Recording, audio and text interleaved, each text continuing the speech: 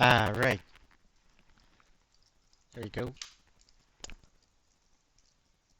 think we are live now. Cool. Alright. What are we doing tonight? Last night we were doing some Python and RenderDoc stuff, but tonight taking a diversion and I'm going to be doing the amazing thing of reading documentation. Oh, that popped up on screen. Now it's supposed to pop. Yeah, I'm going to be reading documentation about dots because been pretty interested in understanding more about how this works for a while. I think there's some interesting programming and architectural things to learn there. Yeah.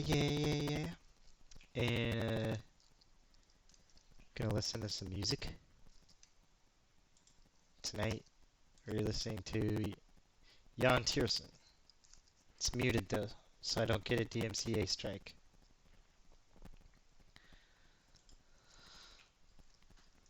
Alright, time to read. I already read about collections and jobs. That's not that interesting. I was reading about intro to entities. Yeah, so entities. Here we go. We're going to read it. Should be a pretty boring stream. The music will be good though. Well, you can't hear it. Jan Tiersen. Oh wait, I gotta start this again.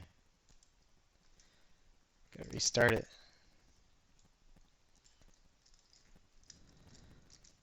There we go. Yeah. Alright. I'm gonna sit here and read. I'm at the official Unity Dots Guide. Dots Guide. Here we go. That's what we're reading tonight. Hopefully the audio is good. I didn't check it ahead of time, so if it sucks, my bad.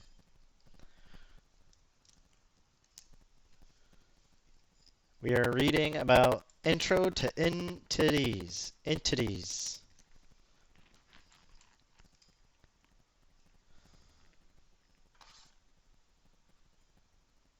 I think my headphones have a way to adjust volume. I have to look into how that works. Uh-oh. Batteries on my headphones may die. Alright, read. So, entities. Unlike a game object, entity is not managed, so it's native. Well, it's not garbage collected.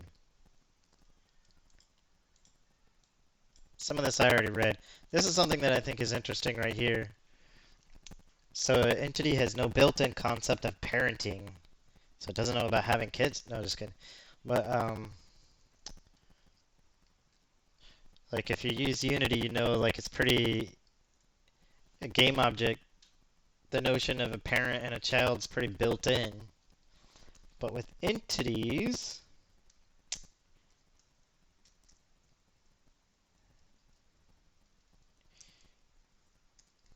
it doesn't know about that. If you want to set up a hierarchy, you have to use this parent component. I think that's interesting. I think that's really interesting.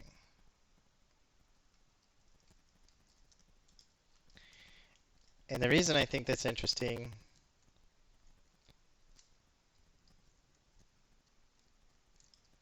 is just because it's like, I don't know how to say it. It's like you're just making the hierarchy, like you're making the hierarchy its own thing. Like if you bake the parent, which it's basically like a linked list or something if you can think about it. Like if you bake the idea of a linked list into your game object so that like you can attach one game object to another, it becomes like a node in a linked list. Like you're like baking the hierarchy, the idea of a hierarchy directly into your data, but that may not, you know, that hierarchy doesn't need to be baked in. So by having like a parent component and like making it so like if you want the notion of a hierarchy, you have to do that explicitly. I think that's kind of interesting. It's like, you know, you've got all your data, it's its own thing, but you could also like build this hierarchy and say, hey, hierarchy, you're made up of all this stuff.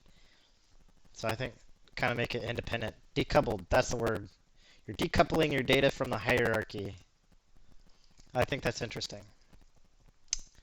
I think it's interesting. All right. An entity component type is usually component. All right, so entity cannot have more than one of the same component. Although any component has you don't want to add methods. Okay. The entity component type is usually defined as a struct. Okay. So different kinds of component. A world is a collection of entities. Okay, I'm old, I'm going blind. I gotta zoom this up. There we go. Alright. World is a collection of entities. An entity's ID number is only unique within its own world. That's kind of interesting. Kind of like saying, okay, this data belongs to this context. You can have multiple contexts. The entities in a world are created to destroy entity manager. Archetypes. Archetype is another thing about dots that I think is really interesting. I'll explain that in a sec, as soon as I read. All the entities in a world which have the same set of component types are stored together in an archetype.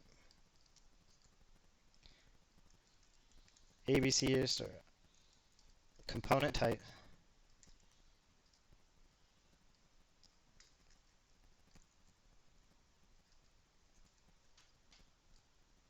Okay. So the reason I think archetypes are interesting is it's like meta. I don't know what I mean. It's not meta. Well, it's a little. The way I think about it is, it's like, you know, if you, in programming, in your typical object-oriented, you have an idea of an abstract class, but an abstract class is still a little bit concrete in the sense that you coded it and designed it. Okay, it's concrete, like you wrote the abstract class. But with an archetype, that's actually a little bit more abstract than an abstract class, because like you didn't define it, you just added components to a thing, and then this other system is like, oh well, I'm going to make an archetype out of everything that has these three components. So, and that's interesting because, you know, the less concrete something is, I think the more flexible it is. Yeah, I'll stick with that. Like, if you have an abstract class, you have to like come up with a name for that abstract class. You have to write methods, you know, the thing to define all the things that are that class, right? So that's concrete. Even though you may never, well, even though because it's abstract, you can't ever instantiate that specifically, it's still concrete in the sense that you've defined it. Whereas with this, it's more abstract because you didn't actually define it. You just defining components and add them together, and then some other systems like, oh, look, there's a bunch of these things that all have the same components. I'm going to make an archetype out of it. So it's like you have a system generating your abstract classes on the fly. And I think that's interesting. I think that's more flexible because you're never having to define your abstract classes. Your abstract classes just get generated.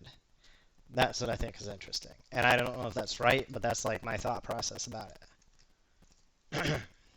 Ever since I've read about the archetypes before, so and thought about it a lot, even though I haven't actually really done anything with dots. I just thought about the idea of an archetype a lot.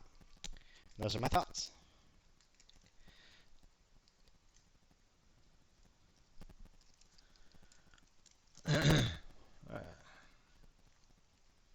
Entities of an archetype are stored in blocks of memory belonging. Okay, so you got an archetype. So you got the entities of an archetype are stored in blocks of memory. So you create an archetype out of things that have certain components. That's going to give you a collection of entities. They're all going to go in a block of memory.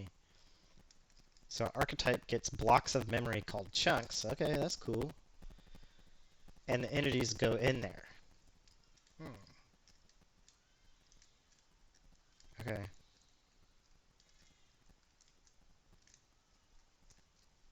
The entity I alright, yeah, so your archetype gets some memory.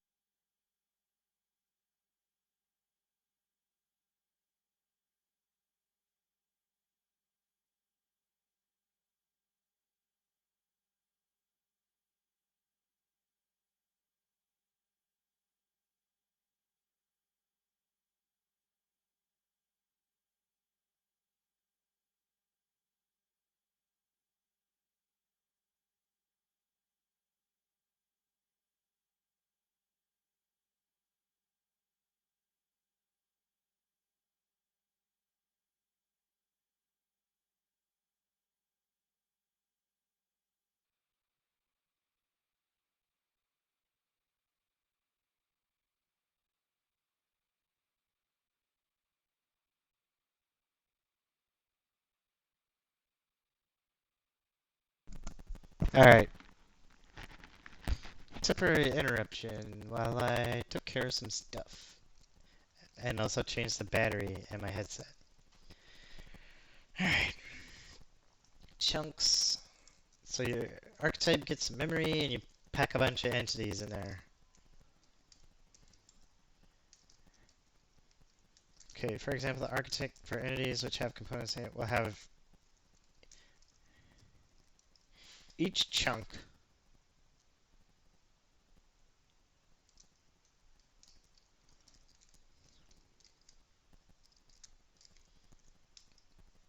will have 3 arrays. 1 array for there. Okay.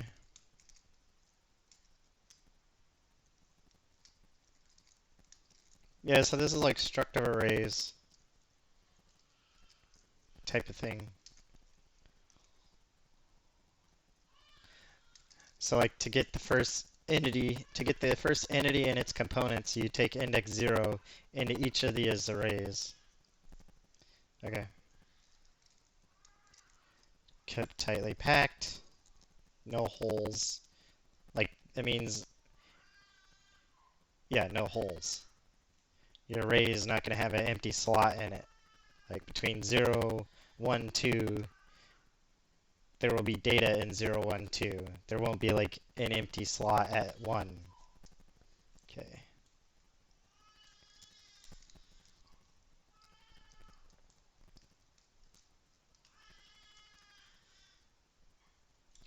Yep, when it's added, it's stored to the first free index.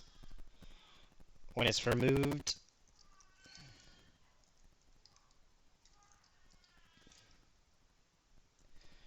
yeah, so when something is removed, creating a hole, then they go to the end of the array and take what's there and move it to fill the gap. So it's always tightly packed, no holes, which I've already said several times. Entity Manager handles creation and destruction.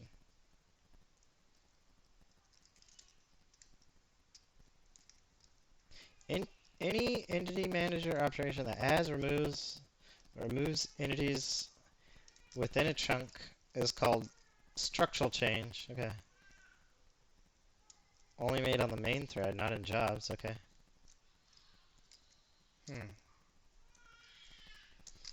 Gotta send a message real quick.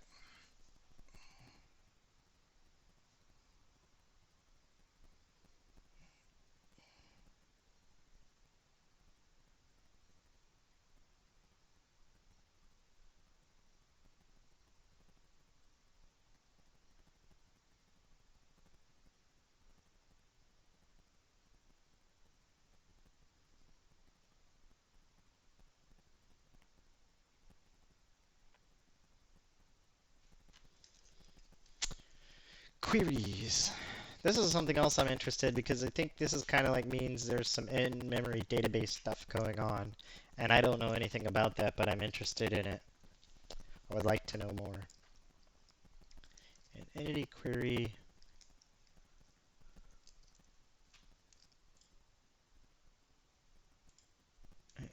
Alright, an entity query efficiently finds all archetypes having a specified set of component types and gathers all of the archetypes chunks into an array. Ooh, okay, it gets it into an array. So does that mean like there's pointers, or does that mean there's like copies? Seems like copies would be weird, so it has to be pointers. Arrays of pointers to maybe. Okay. For example.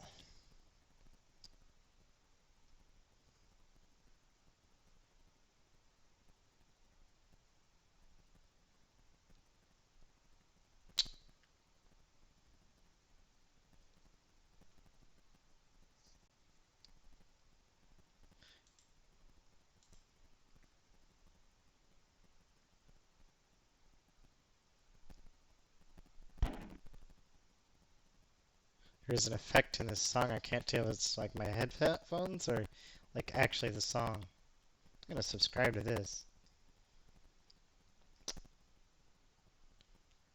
This is a new album from Jan Tiersen. It's really good. Alright, back to work.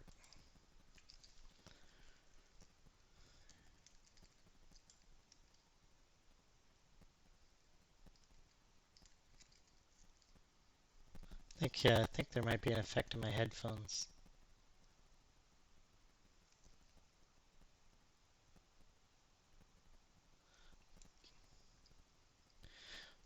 Just looking at my mic levels, it seems like the mic might be picking up the music, maybe. Alright, music's a distraction. We're gonna pause it. No, I had to have it. Alright, back to read. Alright, for any creator, a query can also specify component types to exclude.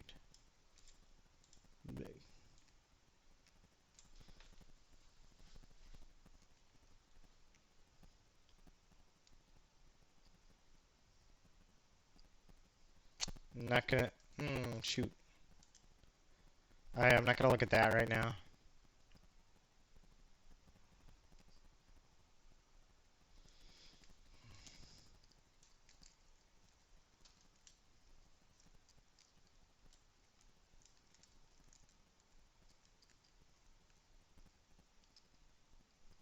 Hmm.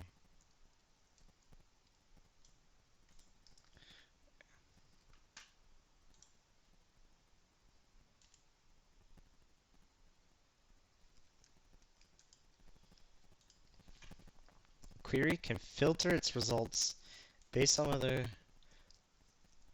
component values may have possibly changed, or based on the values of the chunk's shared components. Okay, so some notion of shared components. These filters are chilling.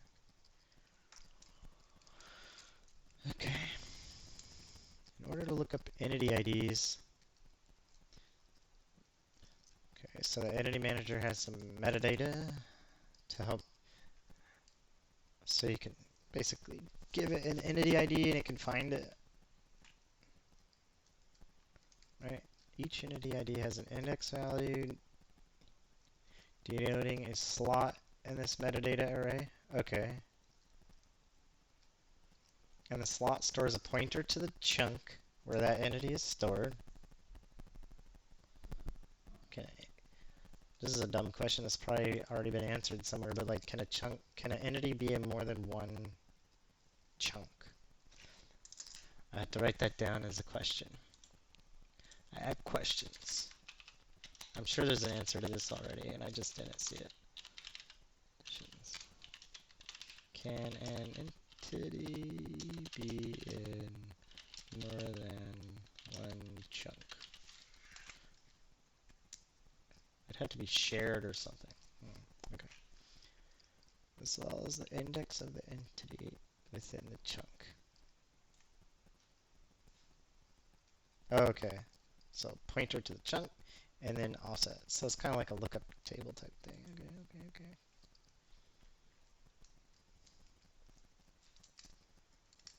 No entity exists for a particular point small. Makes sense. Okay. In order to allow entity index to be reused as each version number.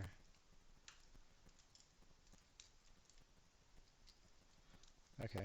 When an entity is destroyed, the version number at its index is incremented. Oh, okay.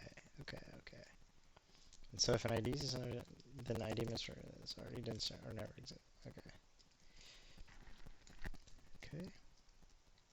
Did my screen just flash black? I think it did. I wonder what causes that. It happened the other day too.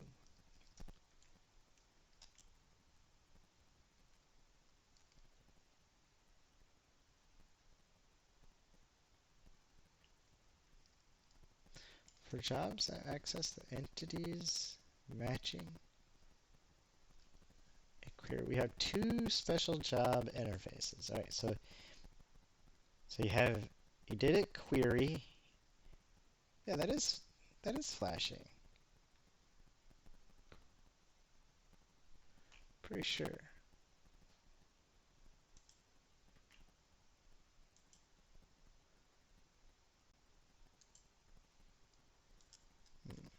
Okay.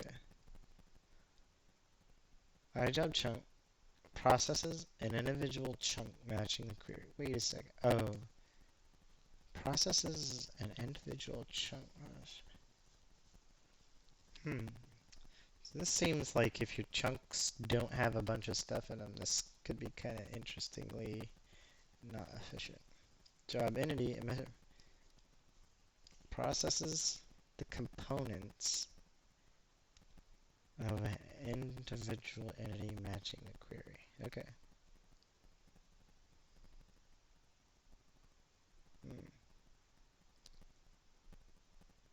To split the work, so you did.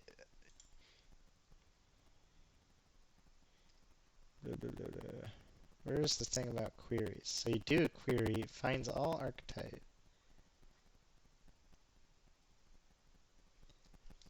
Wait a second. So you have an entity query that finds all archetypes having a specified component.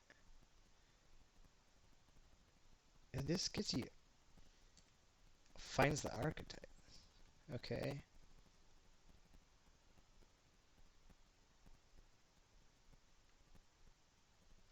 It's just confusing language because this talks about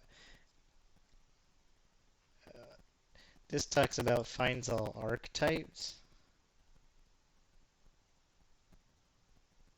based. So archetype has a chunk full of entities. All right. So archetype has a chunk full of entities, and so this would process. Say so that where the language is confusing, where an entity matching the query, but up there it talks about archetypes matching the query. But I guess it, you know, if you have your archetype matching the query, it's going to be full of entities, so that those entities kind of match the query. Okay.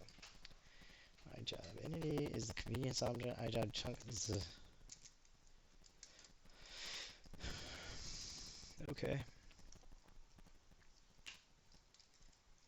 To split the work across multiple threads, schedule the job by calling scheduled parallel.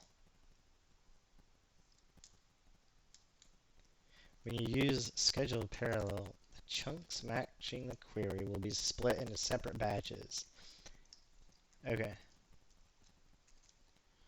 So you do a query, you get some archetype, the archetype has some chunks, and so chunks full of entities, and so then if you do an iJob entity and do scheduled parallel, it's going to break up those chunks across worker threads. Makes sense, makes sense, makes sense.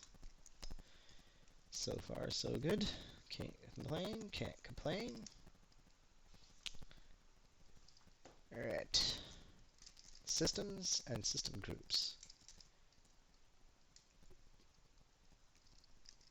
Probably need to do like 20 more minutes of this stream since it's just boring documentation stuff, but I might be back on later to do the tutorials. If not tonight doing the tutorials, I'll do the tutorials tomorrow. A system is a unit of code that runs on the main thread once per frame. Okay. A system is defined as a struct implementing the iSystem interface, which has 3 key methods. Alright. Okay, which has 3. On create, okay. I'm sure you can define your own system. See examples. I'm not looking at examples right now. System instances are added to worlds. Alright, so systems are unique to worlds. And well, is that true? Systems are added to, instances are added to worlds. So at least the instance of the system is organized into a hierarchy of system groups.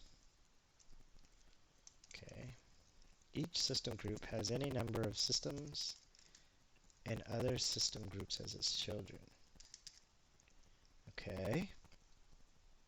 So this is kind of like some other dependency / hierarchical frameworky thing. A system group has an update method that can be overridden, but the base update is simply updates the group's children in a sorted order. Okay, world system creation by default. Blah blah blah. Unity does stuff for you that you can do yourself if you want. The system state parameter. Okay, system instant. The world the system belongs to. Entity manager of the world the system belongs to, okay.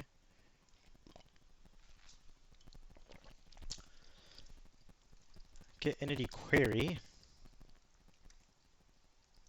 Get component type handle.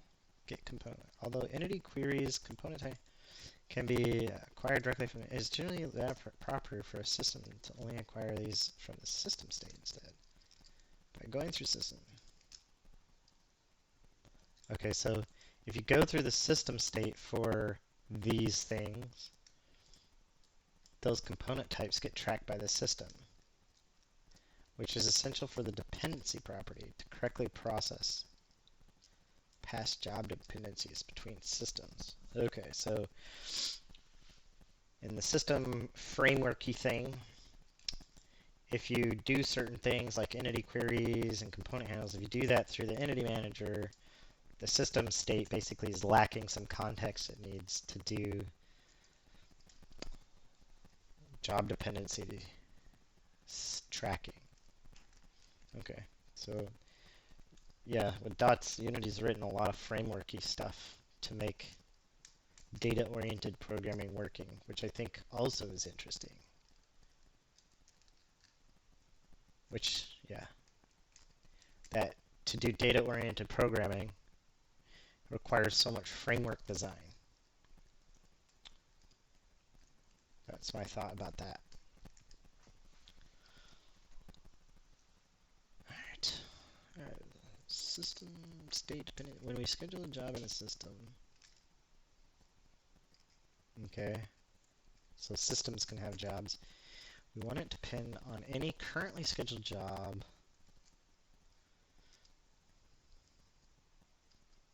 The job handle property dependency of system states.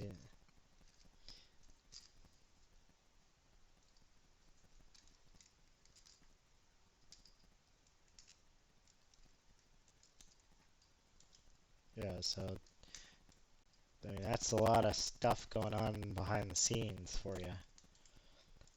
The user then to do two things in every system. All jobs scheduled in a system object should directly.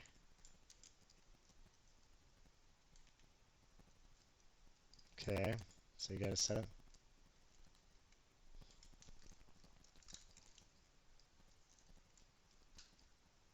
So you're doing a lot of pipelining here.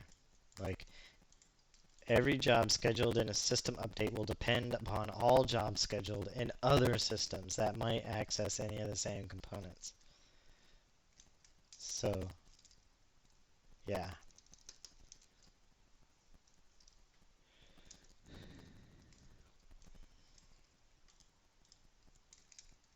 Component. We randomly access the components of it through. We can randomly access it, but we generally shouldn't.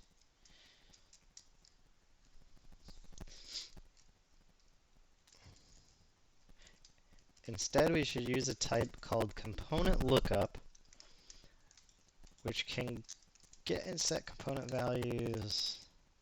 Oh, okay, it can get and set component values. Okay, by entity ID. I think that's interesting. It's really fascinating. There's very database-y things going on here because you can think of your entity ID as your primary key. Nothing new about that. I just think it's fascinating. I think it's fascinating.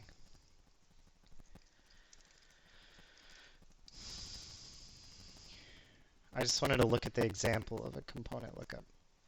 Let's see what.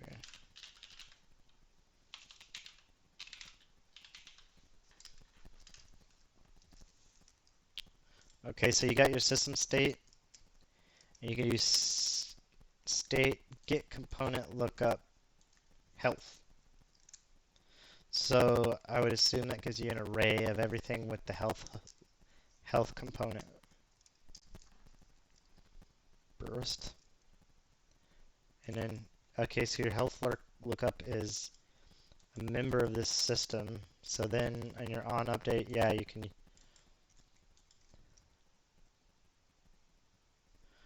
Huh. This is interesting.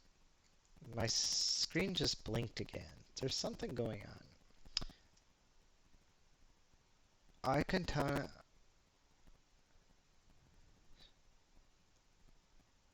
Component lookup, health lookup, component type Hannah. So this health lookup, the interesting about the health lookup is that it has an update.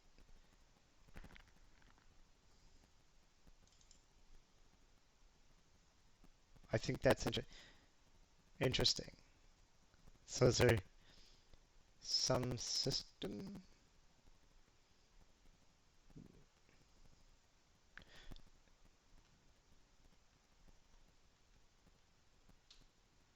Aspects. I haven't read about aspects yet. Okay, well, let's go back. Component lookup is interesting. Okay.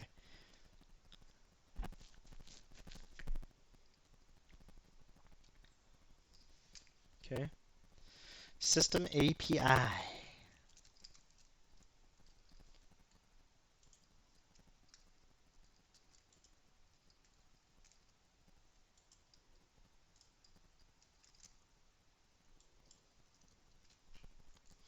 The system API has many static convenience methods covering much of...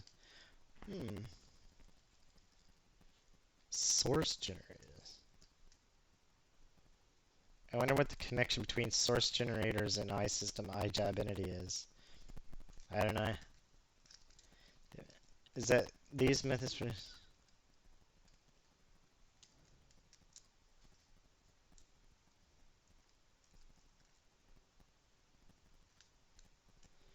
Yeah, this is probably just something that makes more sense once you start working.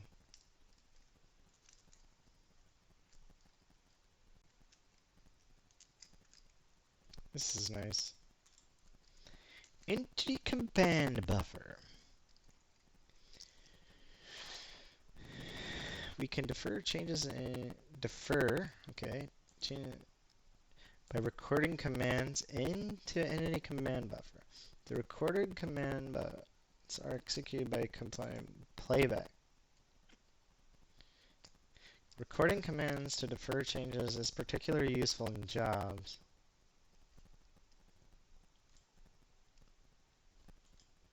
Because they shouldn't make structural changes. So that's fascinating. So your job basically is just like, here are all the things to do when you get back to the main thread. Okay. Some entity manager methods have no command buffer equivalent because an equivalent would be feasible. It makes sense. Okay.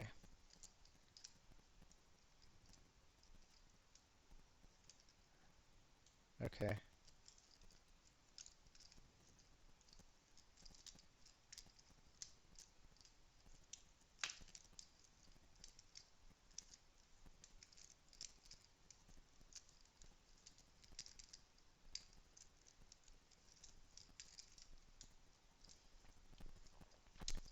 You create and use one entity buffer per job. That makes sense to me. Otherwise, if you had several jobs sharing a command buffer, it feels like either the command buffer would have to have some kind of like locking mechanisms, or you'd have to like schedule dependencies between the jobs that say share an entity command buffer. Yeah. I could be wrong about that, but that seems like that would be. Alright. Temporary entities.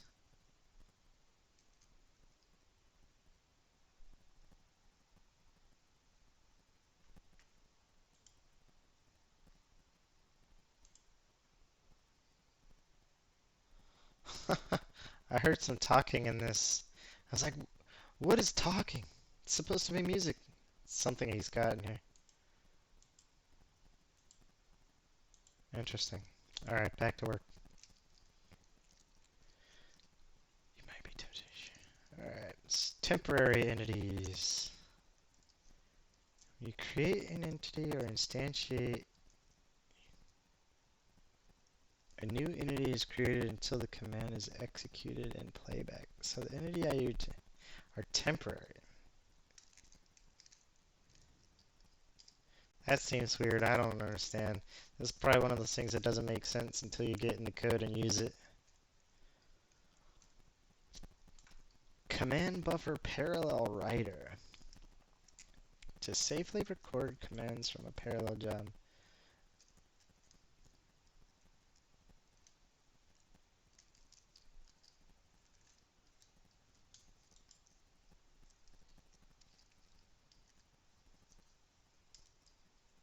At the start of playback, the commands are all sorted based. Yeah.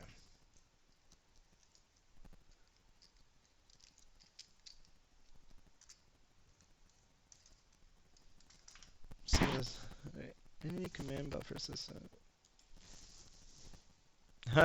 So you can use an entity command buffer to defer changes to entities. And then you can use an entity command buffer system to defer entity command buffer playback. Lots of deferment options. Defer your payments. Be played back and disposed the next time any... Okay, so an entity command buffer created from it will be played back and disposed, blah, blah, blah. Okay.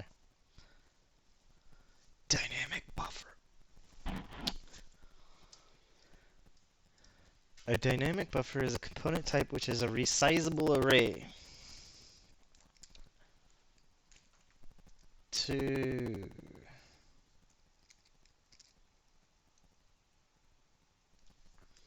A dynamic buffer is a component type which is resizable. To define a dynamic buffer component, create a struct that implements the iBuffer element data interface. The initial capacity.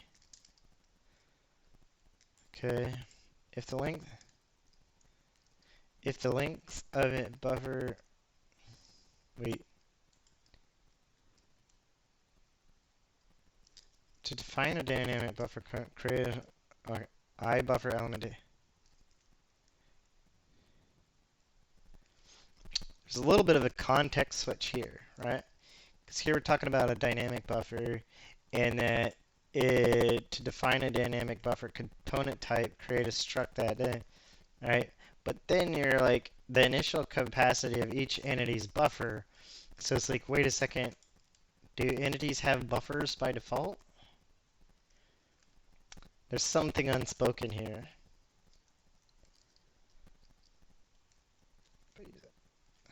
If the length of an entity's buffer ever exceeds its internal, then the contents of the buffer are copied to a new larger array outside the chunk, and the internal array, oh, outside the chunk.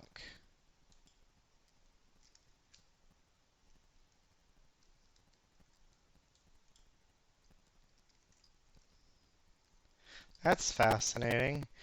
That sounds bad.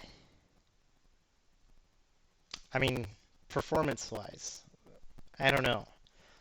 But if you suddenly have to have a bigger buffer that's outside the chunk, that seems like that memory's the advantages of the, probably the contiguous memory in chunks. I'm assuming it's contiguous.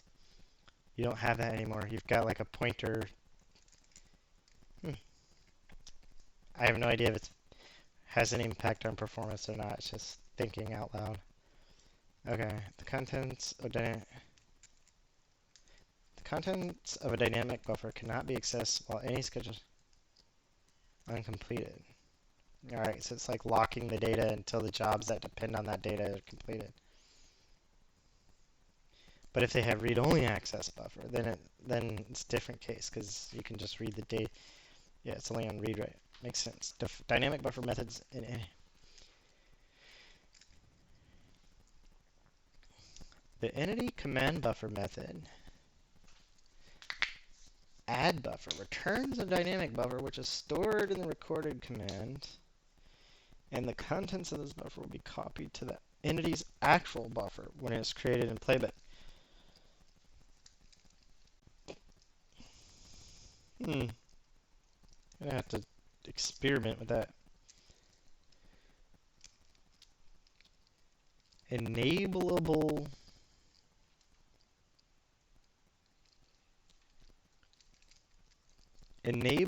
components. A struct implementing iComponent data or iBuffer element data can also implement iEnableable component type.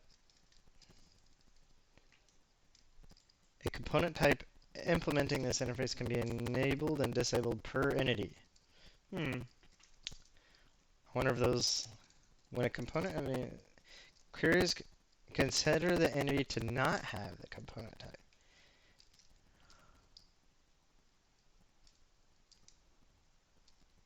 Huh. Okay. That's interesting.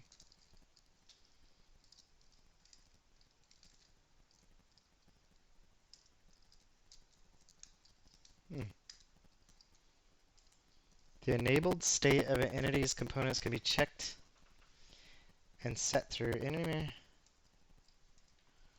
Okay. Here we go. Aspects.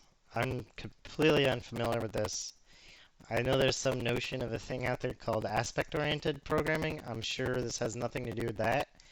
But like last time I looked at dots, which was like 2 years ago, I don't think there was anything about aspects.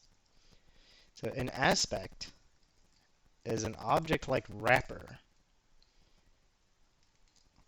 over a subset of an entity's components. Alright, so you have an entity which has like 3 components. A subset of that would be 2 components, and you can make a wrapper around those 2 components called an aspect. That is fascinating. Very, very fascinating. Interesting. It's like,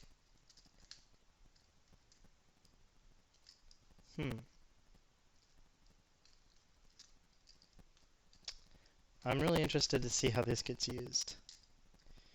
This aspect wraps the foobar component types.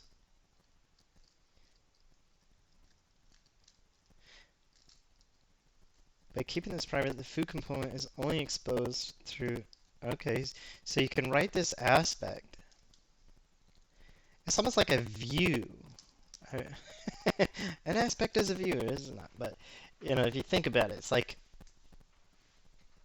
you got this entity with all these components, but if you slap this aspect on there, it's a way to say, okay, but just give me these parts of it. Interesting. This is fascinating. Alright, so keeping this private, the food component is only... Interesting.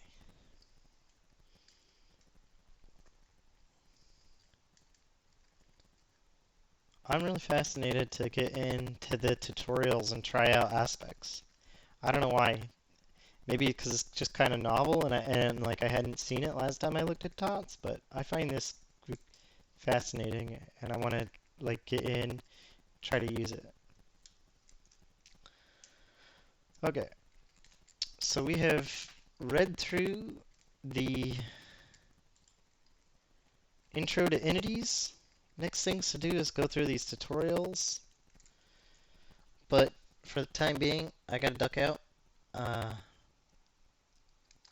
Might be back online to do the tutorials, but that might be tomorrow night. More likely tomorrow night.